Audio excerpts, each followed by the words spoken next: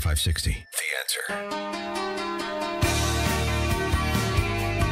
Squirrel, did you know that schizophrenic dog, Kathy Griffin, she's from Oak Park. Did you know that, Squirrel? I mean, go figure. She's a schizophrenic communist addicted to plastic surgery. No kidding. Her gynecologist takes the whole week off after her visit. Cancel my week, Nancy. Those of you that are awake, that see what's going on, what do you think the solution is?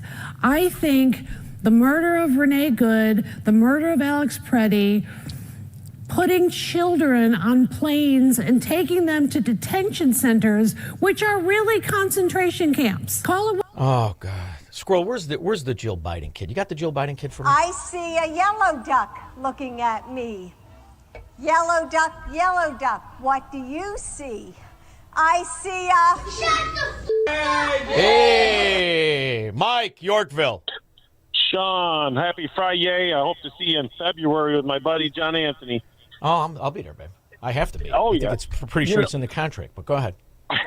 Anyways, you brought up the thing about, the judges and the courtrooms, the prosecutors, how they're just letting people go. And I was talking to some of my buddies who are lawyers, and I said, you know what? I believe a precedent has been set, especially when you have that famous French-American actor that was attacked by MAGA people at late at night going to Subway in Chicago. Jussie Smollett? Yes, Jussie Smollett. Yes, of course. Yes. You make this precedent of letting these people go each time, drop charges, everything else. You create a precedent. And I know lawyers, they like to use all their loyal legalese, saying every case has its own. Shut up. It's the same. And if they're doing that, I believe many lawyers have the option every time when any of their clients ever get charged for something that would be similar for cases that are dropped, they should automatically say selective prosecution. And most of them have already said, well, no, that's a weak argument. You can't do it. I said, there's precedent has already been set throughout the nation. Yes. You guys can use it, but you don't. Corruption is illegal? Is that your case? Is your case really based on corruption is illegal? It's funny when we think about it, Mike, and I'm dead serious when we talk about this. When we talk about Gray Lord or Silver Shovel or whatever it was. You remember those scandals, right? Yes, sir. Listen to me now. This is the part that fries me. Every lawyer knew. Every lawyer knew. It's like the associates of Ed Burke and Madigan. You guys didn't know what he was doing? You guys had no idea? Nah, I didn't know. That means the entire system is Ukrained. It's corrupt. It's Ukrained, where the honest people have nowhere to turn because the people you would turn to, they are corrupted. And when it comes to the evidence we have... Multiple Minnesota judges are under fire for dismissing several recent Somali fraud cases. They are Judge Sarah West, Judge Amber Brennan, and Judge Hillary Calagiri. Did you guys go to all-girls school with Kathy Griffin? A bunch of communist dingbat dogs, all of you.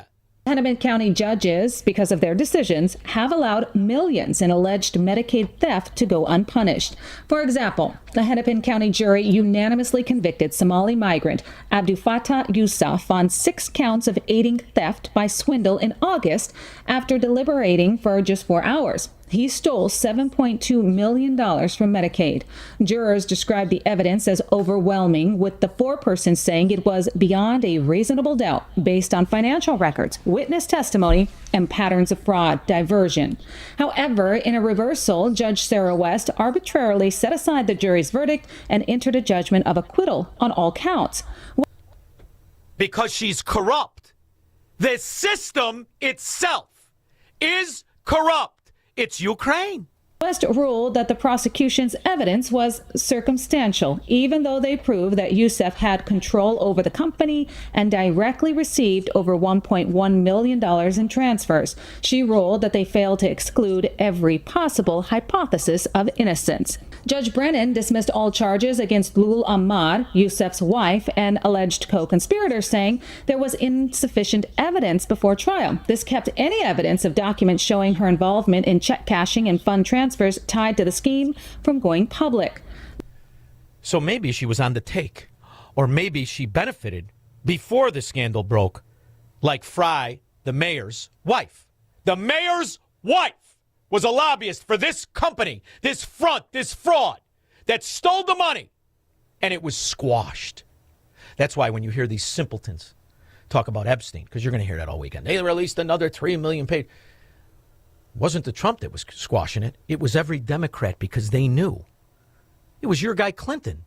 He was using him like Huggy Bear. He was an underage pimp to Bill Clinton and all the high-ranking Democrats. Now, I would say some of the lobbyists like the Podestas, but I don't think he liked girls. Podesta wasn't into girls, young girls. Now, he's more of a Lincoln Project Republican. They like the young boys. Respect to the former president, he did not show up today.